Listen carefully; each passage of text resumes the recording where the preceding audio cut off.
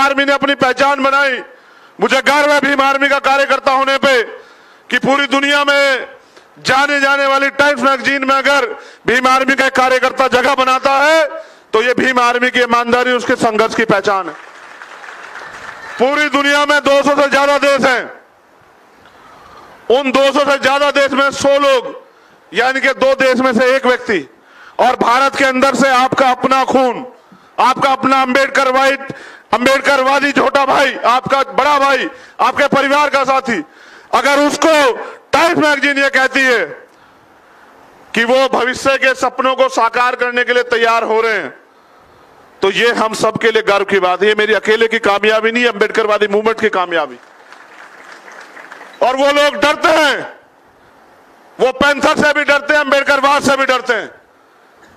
एक झूठ वो हमें सुबह शाम सिखाते हैं कि यहां लड़ाई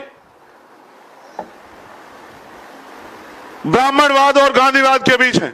वो हमारा जिक्र ही नहीं करते, उनकी आज भी आइडेंटिटी में हम लोग नहीं है। जबकि सच ये है कि आज भारत जहां खड़ा है, आज सीधी लड़ाई ब्राह्मणवाद और अम्बेडकरवाद के बीच। इतिहास गवाह है, मैं बड़ा आशावादी व्यक्ति हूं। जब मैं चला था तो मुझे पता था कि मैं नांदेड़ जरूर पहुंचूंगा, लेकिन मुझे यह भी पता है कि बाबा साहब अम्बेडकर ये कह गए कि 21वीं सदी हमारी है और ये 21वीं सदी चल रही है।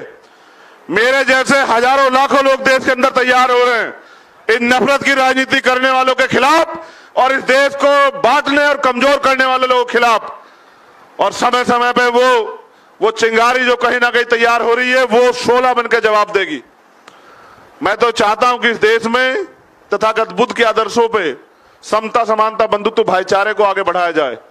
लेकिन मैं ये भी मानता हूं, तथागत बुद्ध ने भी कहा कि विचार कभी स्थायी नहीं होते, समय परिस्थिति के हिसाब से बदलते रहते हैं।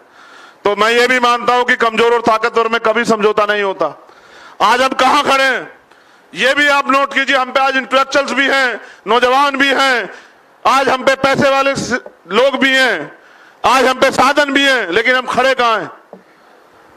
हम ज्वालामुखी के ऊपर खड़े हैं। एक तरफ ये पूरी सरकार मिलकर सरकार सिस्टम खत्म कर रही है। जब सरकार सिस्टम खत्म होगा तो आपकी जड़ खत्म हो जाएगी। आज लेटरल एंट्री हो रही है, पूरे सिस्टम को बेचा जा रहा है। कहीं ना कहीं सरकार सिस्टम खत्म करके बहुजन समाज के लोगों को गुलाम बनाने की तैयारी की जा रही है। आज इलेक्शन में पैसा पानी की तरह बहा जा रहा है, क्योंकि एक ताकत जो नागपुर से ऑपरेट होती है, वो चाहती है कि इस देश में किसी तरह से दोबारा से जो बाबा साहब अम्बेडकर के नेतृत्व में आंदोलन ने नुकसान किया, वो उसकी भरपाई। मैं समझता हूं कि ज्ञान का कोई तोड़ नहीं। अगर हमने बाबा साहब अम्बेडकर को वास्तविकता में पढ़ा है तो हमें बाबा साहब अम्बेडकर के आदर्शों पर चलना चाहिए। और जब हम बाबा साहब की तरफ देखते हैं तो मैं समझता हूं कि उन्होंने, जब हम उनकी किताब पढ़ते हैं क्रांति प्रतिक्रांति या एनलेशन ऑफ कास्ट, तो हम ये देखते हैं कि वो हर चीज का रास्ता बता के गए। और फिर मैं आपसे कह रहा हूं कि ज्वालामुखी के ढेर पे हैं, अगर नहीं खड़े होंगे, नहीं जिम्मेदारी समझेंगे, तो जो नहीं लड़ेगा वो मरेगा। मुझे कहने में कोई घबराहट नहीं। और क्योंकि मैंने दलाली नहीं की है, मैंने चोरी नहीं की है, मैं लूटमार करके यहां तक नहीं पहुंचा हूं, तो मुझे सच कहने में कोई दिक्कत नहीं है। और सच ये है कि आज के नेताओं के भरोसे रहना सुसाइड करने जैसा है। ये लोकशाही है। यहां तलवारों से नहीं, आपके शरीर की जो ताकत है, आपकी जो गिनती है, उससे आपकी अहमियत और क्षमता तय होती है। अभी समय है, वोट का अधिकार है, बचा लो। जंगल में आग लग चुकी। बाबा साहब अम्बेडकर ने कहा 1000 कलम और 1000 तलवार और 1 कलम। वो कलम को चाहते थे, वो चाहते थे पार्लियामेंट में आपका कब्जा हो जाए, वो चाहते थे आरपीआई में उनके नेतृत्व के, उनके जाने के बाद आपने नांदेड़ के लोगों ने तो सफल करके दिखाया, सुनावने जी के उसमें आपने तो सफल करके दिखाया। लेकिन ऐसा क्या दीमक लगी उनके जाने के बाद कि आज यहां अम्बेडकरवादी आंदोलन इतना कमजोर हो गया?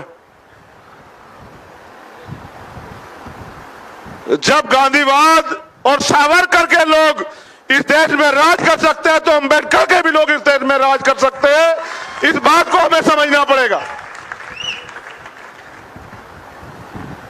ऐसी विचारधारा जिस पर चलने के बाद जिसको नमन पूरी दुनिया करती हो, मैं नहीं कह रहा हूं, इतिहास कह रहा हूं, और गारंटी है इस बात की कि सबसे ज्यादा बड़े पैमाने पर अगर किसी महापुरुष का जन्मदिन सेलिब्रेट होता है दुनिया में तो वो डॉक्टर बाबा साहब अंबेडकर।